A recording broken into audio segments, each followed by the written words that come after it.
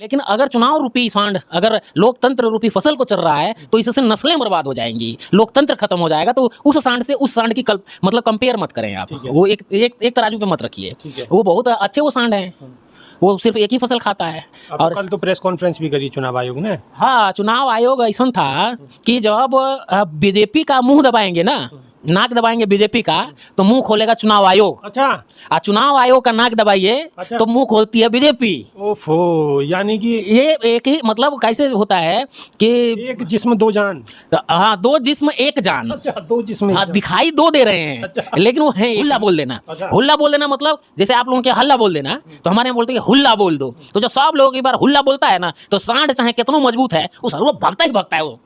वो सांड रुकता नहीं है फिर। तो ये चुनाव आयोग रूपी जो ये बेलगाम सांड है, ये भगेगा और लोग ही भगाएंगे। तो आप हल्ला बोल रहे हो? हाँ जी, हल्ला नहीं हुल्ला। हमारे भोजपुरी के लोग बोलते हैं, क्या बोले थे कल राहुल गांधी, ओ हमारे लालू यादव जी क्या बोले, लगा लगा झुलनिया के धक्का बलम कलकत्ता पहुंच गए, कल बोले थे मतलब थोड़ा सा बताइए, दर्शकों को बताइए। देखिए, एक लोक गीत है, उस तरह लोक गीत गाए जाते थे इस तरह के कि झुलनी पहले जो हमारे पूर्वज लोग महिलाएं पहनती थी, अब तो वो कॉन्सेप्ट खत्म हो गया है। तो एक क्या है, रोमांटिक गाना आप कह सकते हैं कि उस समय का रोमांटिक अभिव्यक्ति वही उसी तरह से होती थी। तो एक गाना था, लेकिन उसमें एक राजनीतिक मैसेज भी था कि लगा लगा झुलनिया के धक्का बलम कलकत्ता पहुंच गए। चुनाव वो कह रहे हैं इशारे में कि अभी तो बिहार में है, अब ये धक्का लगेगा तो ये कलकत्ता भी पहुंचेगा, बंगाल भी पहुंचेगा, सावधान हो जाओ बंगालियों। वो ये कह रहे हैं ममता बनर्जी को मैसेज। कहीं ना कहीं लालू यादव ने ये मैसेज दिया है कि ममता बनर्जी के यहाँ भी ये पहुंचेंगे। हाँ जी, पहुंचेंगे। और ये जो वोट कटवा जो है, वोट कटवा जो शब्द है, वैसे हम लोग सोचते थे कि पहले बड़ी पार्टी के सामने एक नेता खड़ा करके वोट कटवाया जाता था। अब तो ये वोट जोड़वा भी है, वोट कटवा भी है। वो सब कौन है? ये खाली चुनाव आयोग है। अभी तो ऐसा ही दिखाई पड़ता है। नमस्कार, स्वागत है आपका। मेरा नाम है विपिन बेबाक। हमारे साथ मौजूद हैं कन्हैया लाल चौहान जी। चौहान साहब, स्वागत है। धन्यवाद साहब, नमस्कार। जब चुनाव आयोग लगातार कह रहा है, राहुल गांधी को तसल्ली क्यों नहीं हो पा रही है? राहुल गांधी कभी प्रेस कॉन्फ्रेंस कर, कभी वोट की चोरी के, कभी कुछ के, कभी कुछ के। अरे सर, क्या चल रहा है सर? क्या करके मानोगे? हम लोग गांव के रहने वाले हैं जी।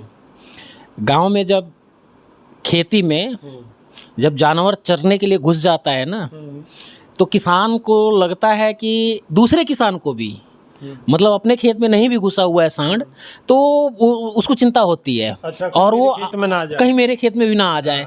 तो वहाँ पर जो चुनाव आयोग ने क्या किया, सांड रूपी चुनाव आयोग लोकतंत्र रूपी फसल को चर रहा है। और आप कह रहे हैं कि हम तसल्ली कर लें। ऐसा होता है क्या? अच्छा, अब तो दो सांड हो गए। वैसे भी हकीकत वाले सांड भी किसानों को परेशान कर रहे हैं, छुट्टा जानवर।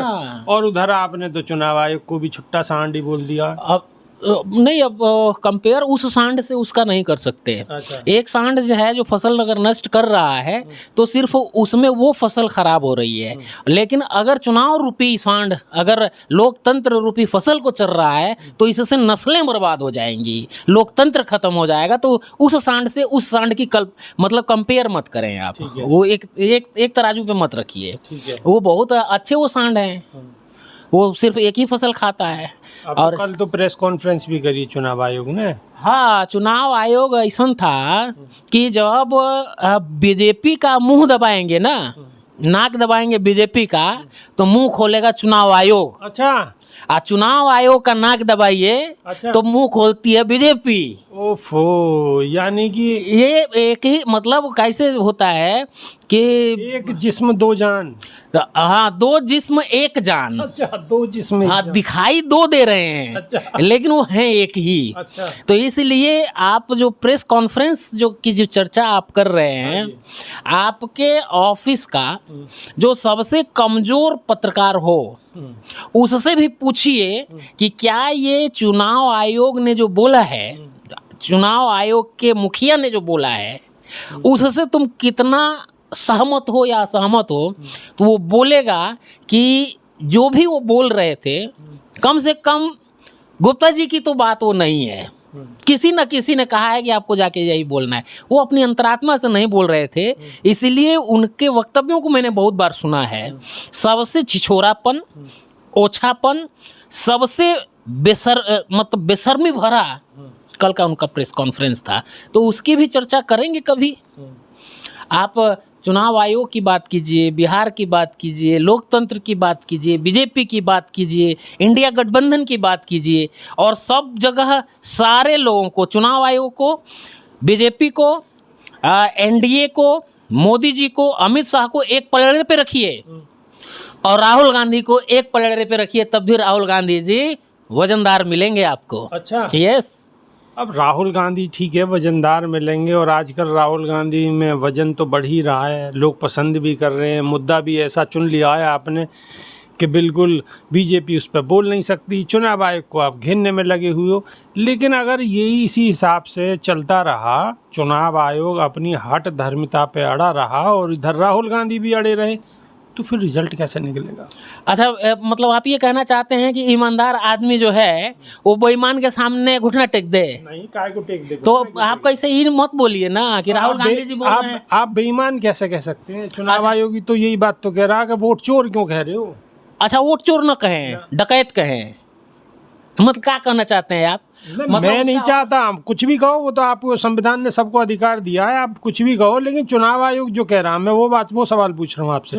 चुनाव आयोग कह रहा है कि जो आप वोट चोर जो कह रहे हैं, तो वोट चोर ना कहें, वो चोर मत कहो।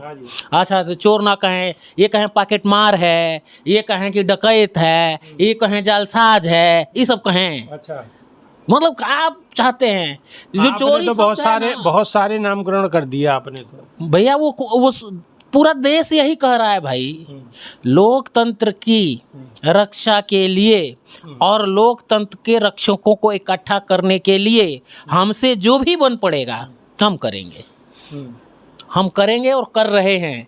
और उसी के तारतम्य में बिहार में जो पदयात्रा जो निकाली गई है, ये गेम चेंजिंग है। तो आपकी पदयात्रा से कि चुनाव आयोग मान जाएगा? अरे चुनाव आयोग को मनाना नहीं ना है हमको, क्या करना है? हमें तो लोकतंत्र के प्रहरियों को इकट्ठा करना है, हमको तो लोकतंत्र के रक्षकों को इकट्ठा करना है। अच्छा। और लोकतंत्र के लोगों को की आस्था जिनको संविधान में है, जिसके बाबा साहब के संविधान में जिसकी आस्था है, उसको इकट्ठा करके, और तब वहां से हम जब कहेंगे ना, जब सब लोग एक साथ हुल्ला बोलता है, हमारे भोजपुरी में लोग कहते हैं हुल्ला बोल देना। अच्छा। हुल्ला बोल देना मतलब जैसे आप लोगों के हल्ला बोल देना, तो हमारे यहाँ बोलते हैं हुल्ला बोल दो। तो जब सब लोग एक बार हुल्ला बोलता है ना, तो सांड चाहे कितना मजबूत है, वो भागता ही भागता है, वो सांड रुकता नहीं है फिर। तो ये चुनाव आयोग रूपी जो ये बेलगाम सांड है, ये भगेगा और लोग ही भगाएंगे। तो आप हल्ला बोल रहे हो? हाँ जी, हल्ला नहीं हुल्ला।